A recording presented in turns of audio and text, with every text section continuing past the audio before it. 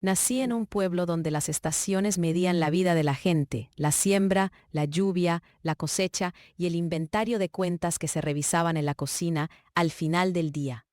Mi apellido se decía con respeto en las calles empedradas y en las oficinas municipales. Lo heredé de una línea familiar que, aunque no ostentosa, tenía el peso de la perseverancia. Mis primeros recuerdos son olores: café recién molido en la mañana, tierra húmeda después de la lluvia. Cuero viejo, de las botas de mi padre. Aprendí pronto que la lealtad también puede tener precio. No sabía todavía cuánto me costaría a mí. Crecí con la creencia de que la familia era un refugio inamovible, un pacto tácito que se sostenía con miradas y con el silencio de las pequeñas obligaciones cotidianas. Mis preocupaciones de entonces eran prácticas: no perder la beca, ayudar en las cuentas del almacén, aprender los atajos para arreglar una puerta que crujía. Era un yo muy pequeño en un sistema que se mecía como un árbol familiar, firme, pero lleno de ramificaciones que alguien más podaba. En casa vivíamos en la planta baja de una casa que había pasado por manos y por generaciones. Las paredes tenían manchas que contaban inviernos largos, y el patio trasero estaba dominado por un nogal que mi abuelo había plantado. Mi madre cuidaba la casa con un rigor silencioso. Ella organizaba las facturas.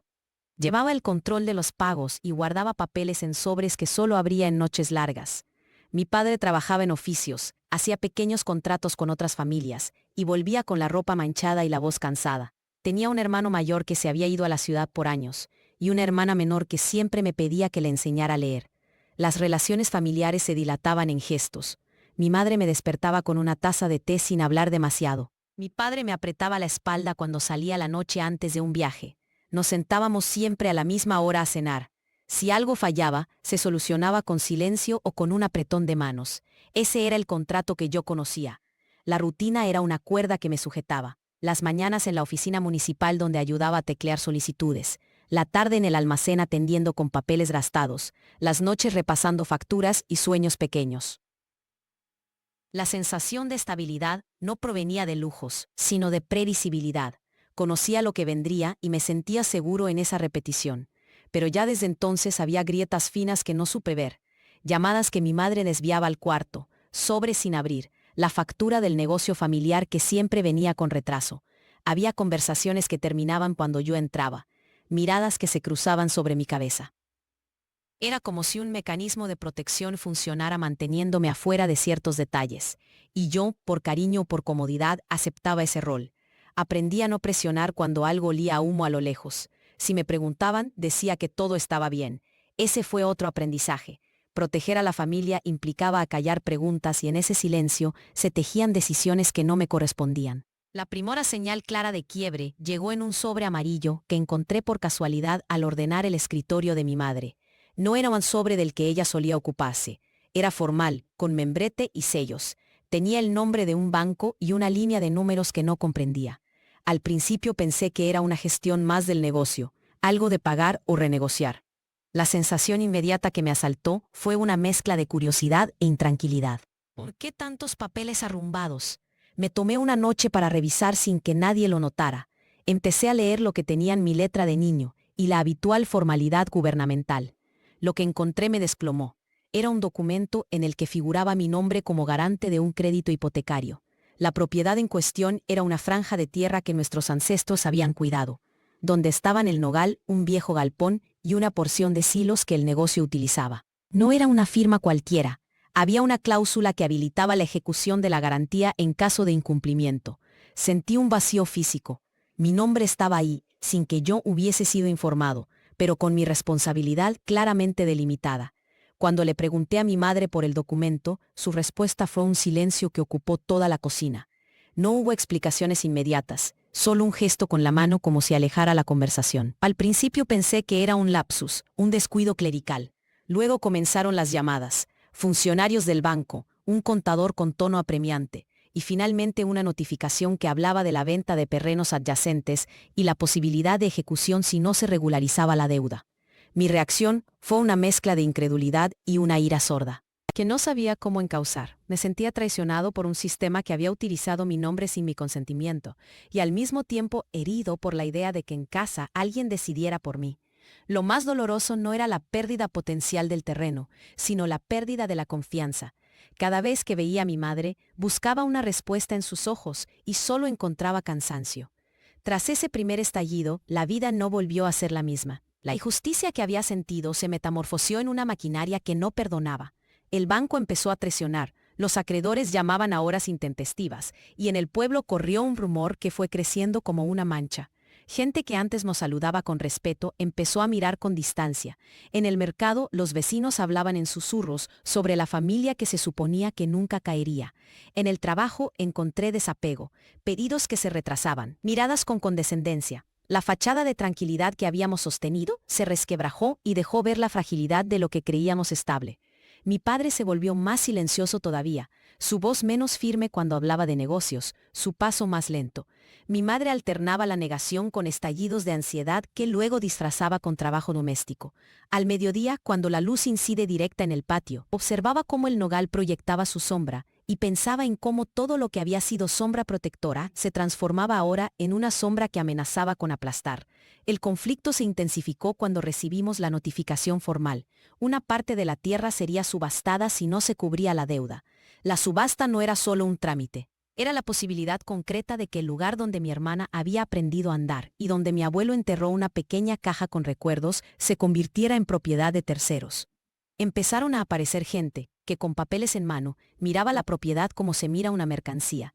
La familia se dividió en pequeñas trincheras, aquellos que querían luchar con abogados y recursos, y aquellos que, agotados, preferían negociar cuanto antes para evitar el desgaste público. Mi rol, que siempre había sido el de mediador, se transformó en el de un objeto de negociación. Sentí que cada vez que alguien discutía el futuro del inmueble, mi nombre era una moneda que se ofrecía o se exigía. Me presionaron para aceptar arreglos que implicaban renunciar a derechos, para firmar documentos que no entendía en su totalidad. La presión social fue un peso. La vergüenza de ser visto como la pieza que permitía salvar un negocio al costo de la dignidad de uno mismo. A medida que la situación se volvía más injusta, mis relaciones personales también se tensaron. Mi madre empezó a evitar los encuentros familiares, evitaba las visitas del hermano mayor, cuyos planteamientos acostumbraban ser prácticos y directos, evitaba las preguntas de mi hermana, que no entendía del todo lo que sucedía, pero percibía la tensión. En mi trabajo, el jefe que antes me mostraba deferencia comenzó a distanciarse y las oportunidades de ascenso desaparecieron. Me convertí en la persona incómoda en la reunión, el que traía consigo un silencio denso. Empecé a sentir que mi historia personal se filtraba por las rendijas de la reputación familiar, y que esa filtración influía en la manera en que me miraban y trataban. La economía doméstica empeoró, se recortaron gastos, se vendieron herramientas menores y se empezó a renegociar con proveedores que antes confiaban. Vivíamos con el rumor constante de que la subasta podía rescatar la situación o sepultarla. El punto de quiebre llegó una noche en la que casi por accidente encontré más documentos escondidos en una carpeta detrás de unos libros viejos.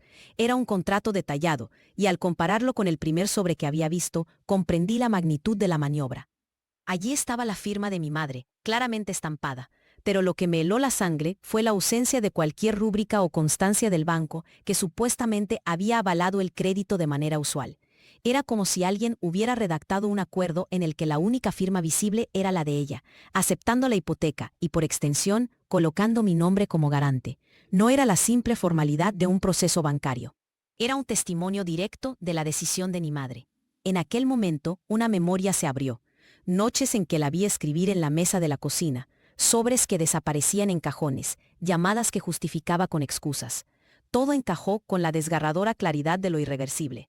Me di cuenta de que no había sido únicamente un error administrativo. Alguien había decidido prescindir de mi autonomía para proteger otra cosa. La revelación no me ofreció consuelo. Al contrario, fue una daga de múltiples filos. Por un lado, la evidencia decía que mi madre había actuado con conocimiento y decisión. Por otro, la misma evidencia insinuaba un acto de protección perversa. Había sacrificado mi estabilidad para salvar el negocio familiar. Durante días me debatí entre la necesidad de confrontarla y la urgencia de entender por qué lo había hecho. Recordé su rostro en tantas noches, su mano apretando los sobres, sus ojos vidriosos tras una jornada laboral. Intenté reconstruir un mapa de motivaciones, el miedo a perder todo lo que la familia había construido, la vergüenza de la deuda, la presión de prestamistas implacables. Pero ninguna de esas razones borraba la traición. Sentí que mi confianza había sido hipotecada. Ese inicio de quiebre propició también un giro emocional más profundo. Comprendí que la inocencia de creer que la familia me protegería incondicionalmente no era más que una construcción vulnerable. En el momento en que la verdad quedó patente, también comprendí que ya no podía seguir donde estaba. No se trató de una decisión impulsiva, sino de un proceso donde el cansancio, la indignación y la necesidad de preservar algo que aún pudiera ser mío convergieron. La acción decisiva fue múltiple y a la vez concreta. Primero, me cuidé a mí mismo. Separé mis cuentas de las de la casa. Pedí asesoría legal para entender el alcance real del contrato y las posibilidades de impugnación. No había la certeza de que el derecho me diera razón, pero la claridad de saber mis opciones me devolvió parte de la agencia arrebatada. Segundo, rompí con costumbres que me encerraban. Dejé de aceptar las llamadas que intentaban apaciguar a mi costa. Dejé de asistir a reuniones en las que se me pedía que aceptara soluciones rápidas. Y finalmente, me fui. No fue una huida dramática, fue una salida pensada. Armé una mochila con lo imprescindible. Pagué un pasaje y me instalé en una ciudad donde nadie asociaba mi apellido con la historia de mi pueblo. La partida no fue un cierre inmediato, fue el acto de cortar un cordón que me mantenía sujeto a una posición sacrificial. Sentí culpa durante las primeras semanas, culpa por dejar a mis padres con el problema, por no ser el que soportara la carga pública. También sentí alivio. La ciudad me ofreció anonimato y la posibilidad de reconstruir límites que antes daba por inconmovibles. Comencé a trabajar en empleos modestos, a administrar mis horas y mis recursos, y a aprender pequeñas libertades prácticas. No consultar cada gasto, no justificar mi presencia. Fueron gestos que parecían mínimos, pero que reconstruían una solidez interna. En mis noches, cuando la soledad se me hacía pesada, releía los documentos que había traído conmigo, no para alimentar la ira, sino para entender la historia con distancia. Empecé terapia. Hablar, nombrar lo que había sucedido, fue un ejercicio que me permitió trazar límites más firmes. A distancia, la dinámica familiar cambió de maneras impredecibles. Mi madre, a quien confronté en una conversación que fue más de espacios que de palabras, mostró primero resistencia. Hubo explicaciones y llanto contenido, y luego un proceso de reconocimiento que no fue uniforme. Mi padre cargó con una mezcla de orgullo herido y culpa. El negocio que mi madre había intentado salvar comenzó a tambalear. Las negociaciones que antes se basaban en un nombre confiable, ahora tuvieron que presentarse ante un mercado menos tolerante. La venta de parte de la propiedad ocurrió finalmente, aunque de manera más fragmentada y con consecuencias que nadie había anticipado. Algunos vecinos que compraron parcels no mantuvieron la tradición de cultivar, y el paisaje que conocí fue alterado por cercas y estructuras que no respetaron la memoria del lugar. Ver esas transformaciones desde la ciudad fue doloroso. Cada cambio era una pequeña pérdida acumulada, pero también hubo consecuencias que no fueron únicamente materiales. Se abrió un espacio para conversaciones largas y difíciles entre los distintos miembros de la familia. La dinámica no volvió a ser la de antes, porque la verdad había cambiado el terreno sobre el que se sostuvieron las relaciones. Mi decisión de no involucrarme en arreglos rápidos tuvo un efecto inesperado. Al separarme, forcé a la familia a impulsos que antes habían evitado. La ausencia de mi nombre dejó visible lo que antes estaba escondido en la formalidad. Hubo quienes tomaron la iniciativa de renegociar con proveedores, quienes buscaron asesoría profesional y quienes finalmente aceptaron la transparencia como punto de partida. No fue una solución elegante ni rápida. Fue un proceso donde la vergüenza y la responsabilidad tuvieron que aprender a convivir con la realidad. Para mí, la acción decisiva significó aprender a sostener límites. Rechacé ser bandera de un arreglo que me vendía como moneda de cambio, y en ese rechazo encontré una nueva libertad. Con el paso del tiempo, reconstruí mi identidad fuera del apellido que me ataba a una narración ajena. No se trató de borrar la historia, sino de integrarla como una experiencia que modelaba mis elecciones sin determinarlas. Encontré trabajo estable, amistades que no me juzgaban por la vieja trama y pequeñas rutinas que me devolvieron placer. Caminar por parques distintos, cocinar para mí, remontarme en libros que no tenían que ver con deudas o contratos. Aprendí que los límites se ejercitan día a día. Decir no, poner condiciones y aceptar que la familia puede ser también otro tipo de relación donde la protección no implica la renuncia a la propia dignidad. Empecé a asistir a encuentros comunitarios y a colaborar en iniciativas que promovían el acceso a asesoría legal para familias con fondos limitados. No fue una búsqueda de reparación pública, sino una manera de transformar la experiencia en conocimiento útil. Las consecuencias para los implicados fueron variadas, Mi madre cargó durante meses con una culpa que la envejeció. Tuvo que aprender a admitir errores y a afrontar el juicio de vecinos que ya no la miraban con la misma confianza. Mi padre encontró en el trabajo un refugio que lo ayudó a sostener la autoestima, y con el tiempo hizo pequeños esfuerzos por enmendar lo que había sido. Algunos familiares se distanciaron, otros lentamente intentaron recomponer lazos. En la comunidad se generó una discusión más amplia sobre cómo las familias manejan las crisis económicas y sobre la falta de redes que prevengan que una decisión personal termine hipotecando a otros. Para mí, las consecuencias no fueron todas negativas. La experiencia me enseñó a valorar la autonomía y la importancia de la transparencia. Comprendí que proteger a alguien no siempre es lo mismo que decidir por él. Al final, lo que quedó fue una mezcla de pérdidas y aprendizajes. No hubo una reparación total de lo que se había quebrado. Algunas cosas se perdieron para siempre. Parcelas, rutinas, la inocencia de creer que los vínculos familiares eran inmunes, pero en el espacio dejado por la pérdida crecieron límites que antes no tenía. La capacidad de decir no sin sentir vergüenza, y la convicción de que mi vida no debía ser usada como símbolo de una contabilidad ajena. No hubo venganza, ni triunfalismos. Hubo, sí, la sensación tranquila de haber recuperado algo que me fue impuesto, la agencia sobre mi propia historia. Hoy miro atrás y reconozco que la herida dejó una marca, pero que también abrió caminos. Aprendí a construir pequeños rituales que sostienen mi día. Llamar a mi hermana para saber cómo va la escuela. Cuidar de un pequeño balcón con plantas que son, en cierta forma, una réplica simbólica del nogal que perdimos, y mantener los documentos en un lugar seguro y accesible. Mi crecimiento no fue una transformación espectacular, sino una acumulación de decisiones cotidianas que reforzaron una nueva identidad, la de alguien que se rehizo a partir del reconocimiento de su valor personal. No puedo decir que todo está resuelto. Hay días en que la memoria duele con intensidad, y hay momentos en que me cuestiono si hice lo correcto al irme. Pero en la mayoría encuentro una calma que antes era impensable, la tranquilidad de saber que mis límites me pertenecen y que, aunque la familia siga siendo parte de mi vida, ya no soy la moneda que alguien más puede mover a su antojo.